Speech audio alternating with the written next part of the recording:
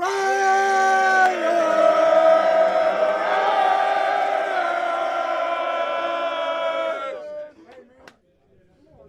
about that? How about that? How about that? Everything we talk about, ill intent, violence, physicality, execution, the will to win.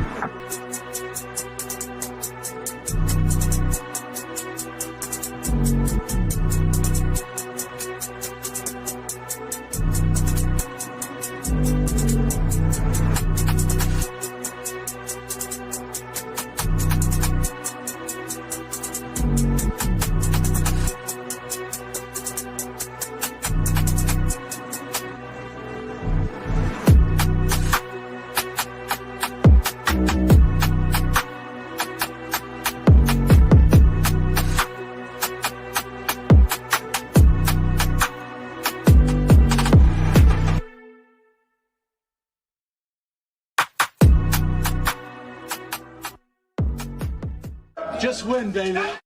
You are now about to witness the strength of street knowledge. Hello, everybody. My name is Rafael Chacin, as known as El Capitán Rafucho.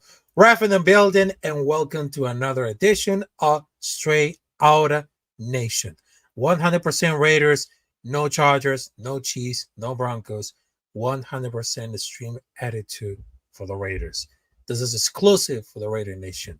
And right now, we are doing a late night edition because right now, I'm at the East Coast right now, but it's going to go to the Pacific Coast, and that's where it happens things right now, but it is what it is. So right now, we have a special guest. So you might know as part of the podcast along with Farrell NFL, the 50-50 show, talking about unfiltered Raiders. And of course, we got to talk about for like two topics, how the Raiders defense is going to improve about for the season and the trade or no trade for Davante Adams. So ladies and gentlemen, I would like to introduce to you a man without filters. So ladies and gentlemen, here it is.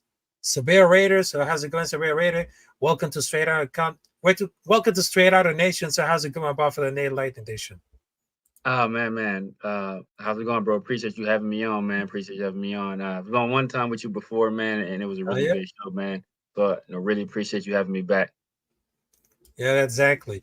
All right. So what are the first topics we're talking about? Is like, how the hell we're gonna talk about for like Davante Adams rumors? Because I know there's a lot of things gonna happen for Davante Adams. Is gonna be traded, it's not gonna be traded. But after we just saw for the documentary of Receiver of Netflix, a series documentary, I mean, people just say, oh, there's gonna be watching about that right now. But I just see because right now it's not living yet.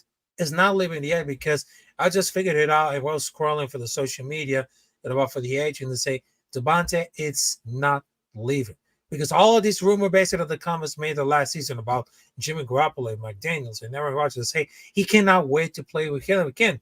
I mean, I think that Antonio Pierce changed everything.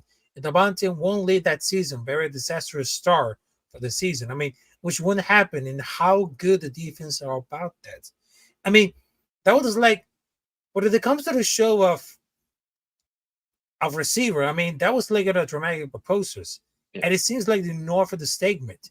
I mean, if the Raiders going to be struggling, the quarterback plays still the upper Roach, I mean, there's going to be something to let go of the play who take advantage right here. Because I know they're really desperate for clicks and they love talking about shit for the Raiders and they're going to be desperate for Davante. But I got to tell you for this one, Davante Adams is not going to leave him. It's not going to leave him, ladies and gentlemen, because the career of Davante Adams is happening right now for this spark. I mean, the combination between the wide receiver and the quarterback, I mean, that could be like really perfect because they're not going to take like a 20 million cat to the part of the best offensive player. I mean, this only happens after the trade lane at the actual right now. Because if I only can see how's going to happen for the Bounty Adams, because this is going to be like becomes very clear, very strategy, because I know the Bounty Adams is not going to leave it, but I understand because they have a hard time believing it's not going to be like now because he's playing his childhood team. I mean, the management ownership, they're listening to him. I mean, he's very close to home and saving there a lot of money with no incoming tax. So what are you thinking about for the Devontae Adams rumor? Is this going to stay or not going to stay for the Raiders? Because I know that the people, they just want to see like more seasons with him because I know he has a great heart and great defense for the Raiders.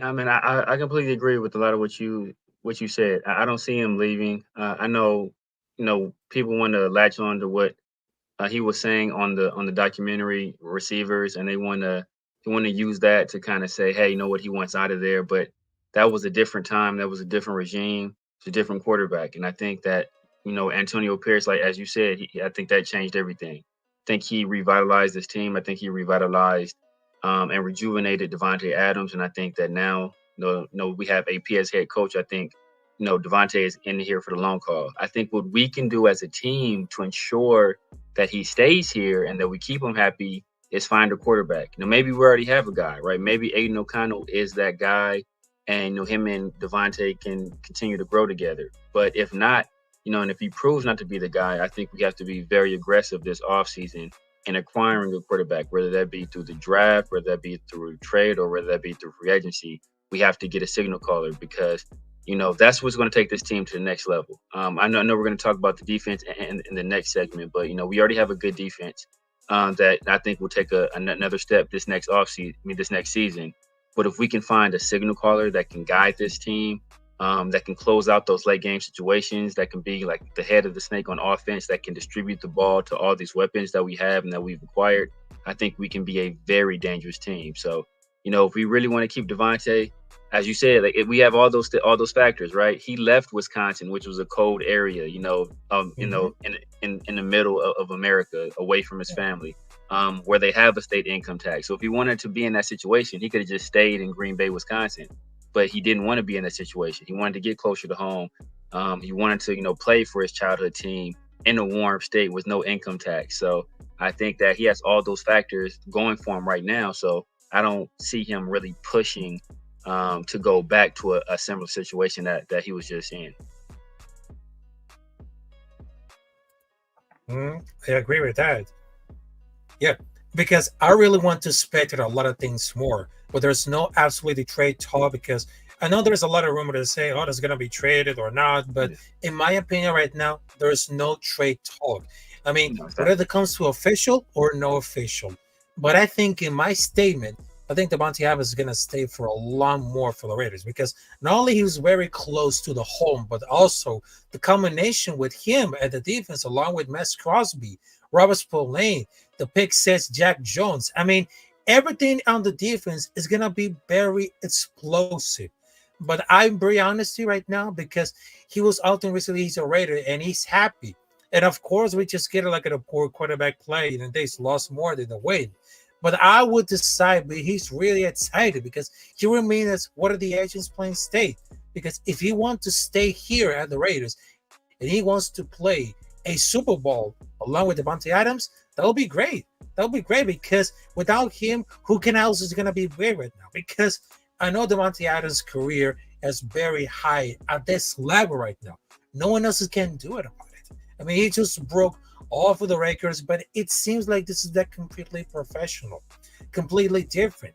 And after we just saw from Antonio Pierce's leadership, I mean, this is like the type of energy that we wanted to. Yes. No, I completely agree. As I said, I think Antonio Pierce is a guy. It's unfortunate that we had to go through Josh McDaniels to kind of get to Antonio Pierce, but I think we finally found the right guy to take this team to the next level. He has the mentality, he has the leadership, he has the attitude, and he is a Raider, right? And that's something that him and Devontae Adams kind of share, right? They both grew up rooting for this team, and they both, want the best for this team. So I think that, they're with their powers combined, along with our other leader and Max Crosby, I think they have what it takes to kind of, lead this team out of the darkness, out of the shadows, and finally reclaim, the greatness that we once had. At one point the Raiders were the winningest organization in terms of win percentage in the regular season in all of the NFL. And I want to say of all North American teams, they had the highest regular season winning percentage. That was in the early 90s. And then, we kind of fell off, and it's been a very long road trying to get back. We reclaimed a little bit of that greatness in the early 2000s with Gruden. And then, we made that trade and we lost that Super Bowl. And then we've been out in the wilderness once again. So I think that we finally found a guy that can, kind of lead us to the promised land. And I think AP has galvanized all of the players, and I think they are ready and they're motivated. They're willing to run through a wall for that guy. And I think that's going to kind of show up next year. Yeah, definitely agree with that. And right now, we're just moving off for like the next topic since we're talking about for Devontae Adams, because this is like a late night edition. So before the training camp is coming out there at the finals of July, so there's like a lot of players who are really excited to have it earned for the practice right now. So I will tell you for this one, who should be like the breakout candidate going for the training camp? I know there are several players capable to taking like the next step of the coming season. Perhaps nobody to carry out the expectations to the running back Zamir White, because we just saw from over the social media he was pumped out, he was checked out, but he will be tasked to take it up for the mentor on the backfield, finding like the departure of Josh Jacobs. And he will just like above and beyond with us asking for the final 4 games for the last season. Now, it's going to be like a breakout candidate to go for the training camp. I mean, there has like a talented youngster for the Georgia Bulldogs, and he was impressed about the glimpses. That gave like a more confidence for moving on for Josh Jacobs, and he was ready to show to the world his performance at the main network on Christmas Day. He was not giving like a fluke. I mean, he will finish like in the second year, because all over for the first year, it became something like really nervous, because I understand that some of the rookies has turned it about for the nervous system about for the first year. Yeah. But he was just like a new.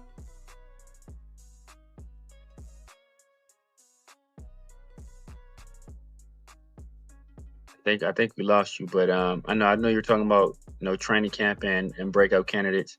I think Zamir White is definitely at the top of the list in terms of guys that we want to see break out. He has some big shoes to fill. 2 years ago, Josh Jacobs, he led the league in rushing.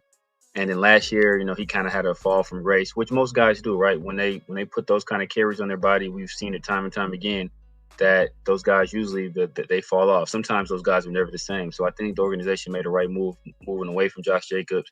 I would have did it the year prior, but that they franchised him, kept him another year, and then he really didn't produce. And when Zamir White finally got a chance, he showed that he has the capability to be a lead back in the NFL. So I think that he's a very good candidate. The guy who I keep hearing from all the players who they keep saying is going to be a player next year who's going to be a big factor is Trey Tucker. And full disclosure, right, Trey Tucker is not a guy that I wanted us to pick. I was not happy with that pick. There was a receiver out of Tennessee that came out that year. His name is Jalen Hyatt. He ended up going to the Giants earlier in the 3rd round, and we had a chance to pick him. And instead of picking him, we ended up picking Byron Young. And ironically, Byron Young could be a guy that's a cut candidate. And we picked Trey Tucker later in the 3rd round, and he had some ups and downs his first year. He had some nice catches, but he also had some costly drops and some costly bobbles, on the sideline, and not being able to hold on to the ball or get his feet down. So I think, but Antonio Pierce shouted him out, said that's having the best offseason this year. And if you listen to a lot of the players that are being interviewed and asked the question, who's a guy who's been very impressive in camp, they all talk about Trey Tucker. They say he looks faster, he's playing very physical, he looks stronger. and that he's definitely going to be a guy that we utilize. And he's really our our only real speed receiver on this team. That's for sure going to make the roster, right? We got Tulu Griffin and we got Romel Keaton. Those are both undrafted free agents. So there's no promise that those guys will actually make the roster. We know Trey Tucker is going to be on this team. Oh, yes. And of the wide receivers, he's the only true speed guy, right? Devontae is not a true speed receiver. Jacoby Myers isn't a true speed receiver. So we want to have that speed element in the offense. We're going to rely a lot on Trey Tucker. And fortunately, he's been joined with Devontae at the hip, and they've been in constant communication, and he's been teaching them the ropes and showing them the way. So, and I think it's been paying off, right? We hear it time and time again that Trey Tucker is a guy to watch out for. So I think if there is a breakout candidate on offense, Yep. I think we want Zamir White to be a guy, and I think he'll have a good year too. But I think Trey Tucker is going to be a guy that's going to surprise a lot of people. Oh, that should be like an interesting candidate. And sorry about that, guys, because there's like technical difficulties right now. But I just came back, but I just realized that there's like a breakout candidate for the training camp, and I love how to see like how they get involved with the defense right now, and the defense and the offline is gonna be like a great opportunity to see who's gonna make it, who's gonna be not. But I understand that I'm talking about for Trey Tucker. I mean, Trey Tucker, it became like something impressive about for the superstar. And that guy was like immediately like great speed. But he really can put up for the next season. I mean, they're not likely to end up being fast. I mean, there was like a better runner, but that was just like a release. But Tucker has a great release, but we just saw everything could happen. I mean, this is constantly the separate for like providing great example how they're gonna do with the speed. I mean, they're not like him right now. I mean, Trey Tucker is just like a speed force of nature. I mean, he carries like a secret weapon and differently a course, but we know that Aiden could chuck in somewhat deep at a fast deep tread with take cuts double. I mean, he needs to work it out for the sketching. I mean, he killed out with a few critical drives this year, following passes, even though that over those last games he followed out for. Thankfully, he had a lot of position, but he still got a rookie, but he needs still a lot of work to do, especially when it comes to the training camp. He needs to improve a lot for the more speed and, of course, the ability to get involved with as our wide receiver. Yes, no, definitely agree. And but I mean, from all accounts, he's been putting in the necessary work to kind of take that next step. And I was skeptical of the pick when we picked him, but he's proven me wrong, right? He's been like I said, like Devontae said, that he's been asking him questions all the time, and not only just asking him questions, but asking him the right questions, the questions that are going to help him grow and improve as a player. And he's been real dedicated to this offseason. Like I said, several guys have shouted him out. So I think that he's going to be a guy to kind of watch out for. And Devontae is going to get a lot of attention. I think Jacoby's going to get a lot of attention. I think Michael Mayer is a guy I think is going to have a good year. Brock Bowers is going to get a lot of attention. And Trey Tucker could be the guy that's left alone, right? And we seen last year, we saw in the Chargers game, right? If you leave him single cover, you don't have the safety over the top, he can beat you, and you can go for 6 instantly. So I'm looking for some long touchdowns from him, especially when we have a guy in Aiden who's better at throwing the ball downfield than Jimmy G or Brian Hoyer was. So I think they're gonna take advantage of those capabilities and really feature Trey Tucker and trying to get him singled up and try to look for some quick scoring opportunities. I agree with that. I agree. Also, there is Double Ganger to say Salute Nation, and he just say, did anyone catch Honda report for this morning?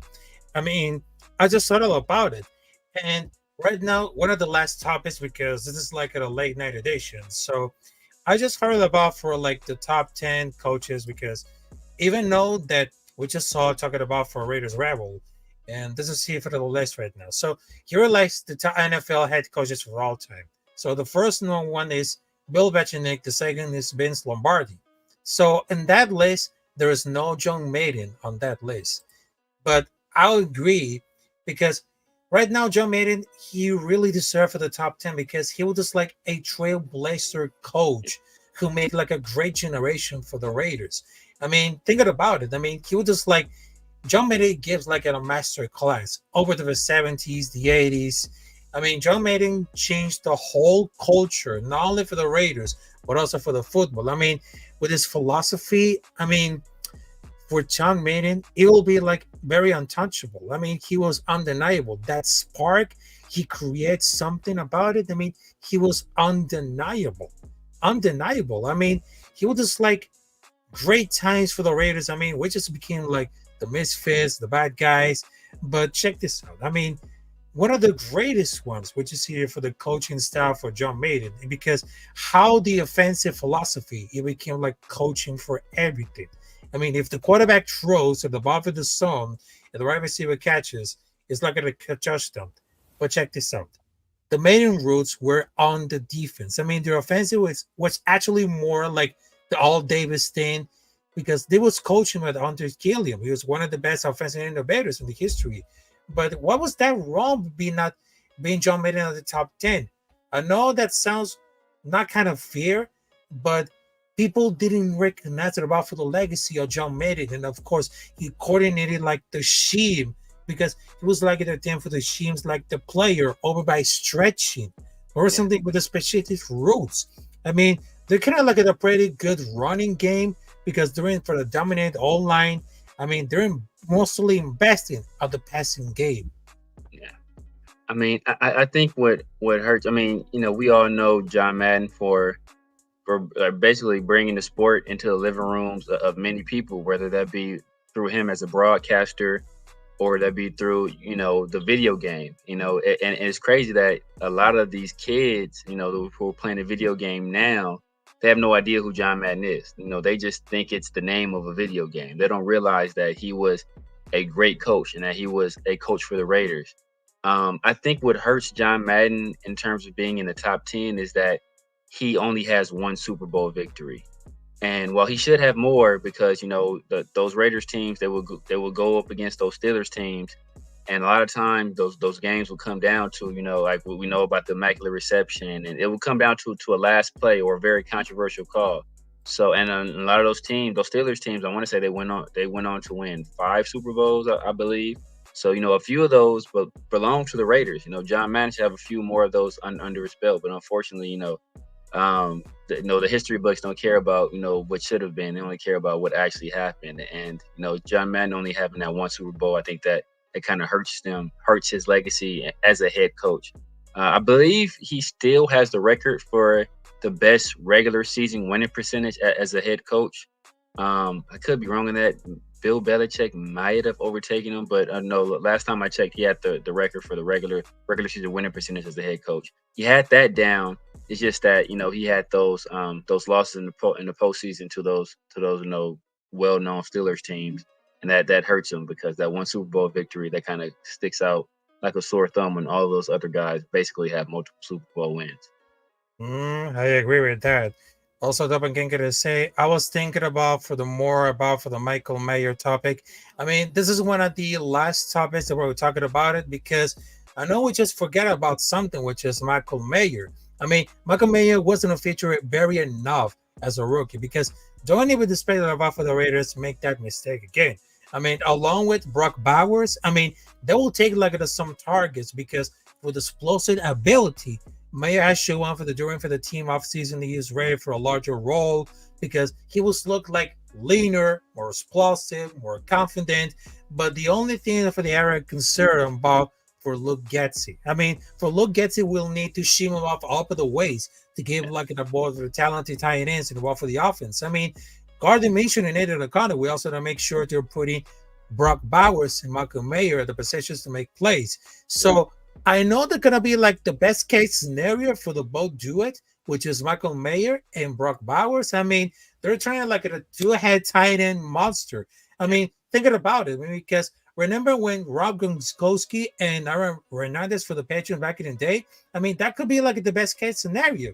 Yeah. But the only point about it is because the scheme of Luke Getsy, I mean, they're gonna be like very good enough, but I would see like the ability to block and catch passes could be caught some eyes during the 2 years for the organization, but they were like rotating for the depending for the situation. But the ability as a blocker could like get a leg up because it'll be up like Bowers to show up for the training camp is more than just a weapon to the passing game. Yeah, I, I know a lot of people worry about Luke Getsy. I think he kind of gets a bad rap for what happened in Chicago, and I think no, Justin Fields is a very flawed player, and I think Mhm. that that kind of held Luke Getsy back a little bit. I think that you see in Chicago, DJ Moore comes over from Carolina. DJ Moore is already considered a very good wide receiver in the NFL. He goes to Chicago. He has his best year as a pro.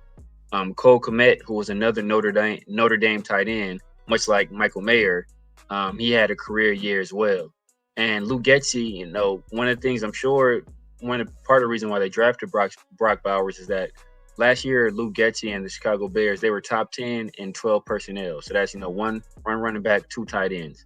And so they ran a lot of stuff out of that formation. So he utilized two tight ends, and the tight ends in Chicago, they pale in comparison to the tight end room that we have. We talk about Michael Mayer, we talk about Brock Bowers. Harrison Bryant is also a very accomplished tight end as well. He's a guy Oh, that that could also. He's a very good, extremely good blocker, and he's a pretty good pass catcher as well. I think Michael Mayer, of the tight ends of the three that we have on the roster, that I assume is going to make the roster for sure. We could maybe add a fourth if we want to keep one more. But I think Michael Mayer is a guy he's a complete package. He's a guy that's a traditional tight end. He was a pretty good blocker coming out. I think he really honed his craft in terms of blocking last year and got better. It's kind of trial by fire. We all hear about how Max did him early on in camp. And if you listen to what the offensive coaches were saying, this is going to be a team that's run oriented first. And if you want to be a tight end and you want to get on the field, you have to block. And I think that right now, Michael Mayer, even coming out of college, Michael Mayer was a better blocker than Brock Bowers is right now. But after an extra year in the NFL, I think he's a much better blocker than Brock Bowers is. Well, Brock Bowers is a willing blocker. He still has to refine some of his technique. Sometimes he takes bad angles.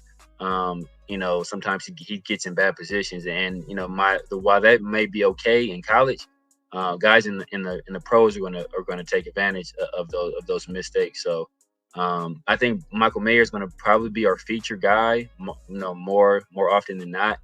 But I think they're both gonna make massive contributions this year.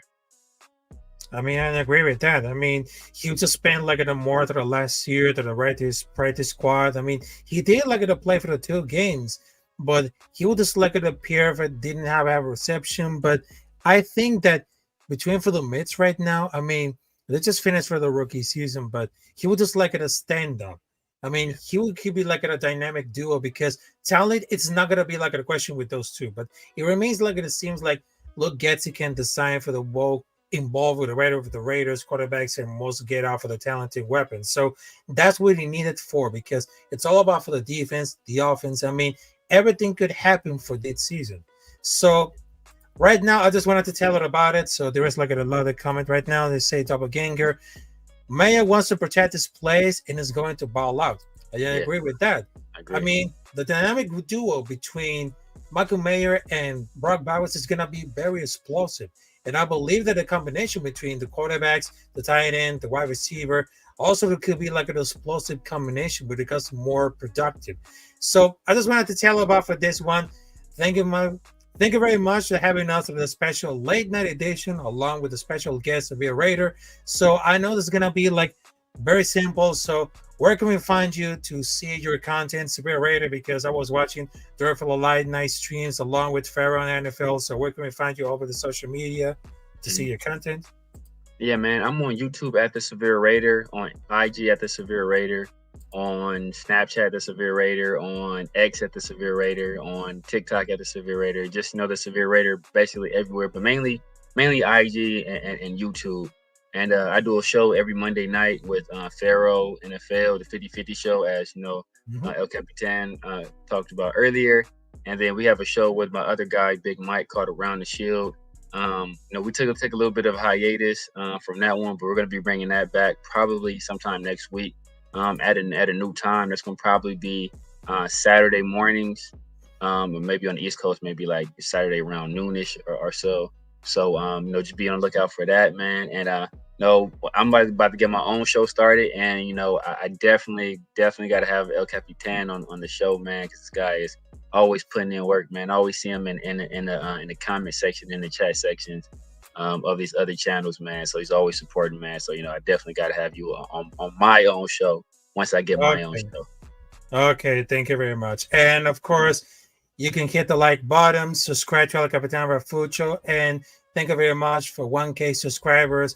There's more about content about for the Raiders next episode, because for the next episodes is gonna be very explosive talking about for the Raiders on Straight Outta Nation. So thank you very much, and of course, I will see you there next time at another episode of Straight Outta Nation, unfiltered, uncensored, raw, just Raiders, baby. And of course, salute to everybody else. Have a great night. Have a great Tuesday, Wednesday.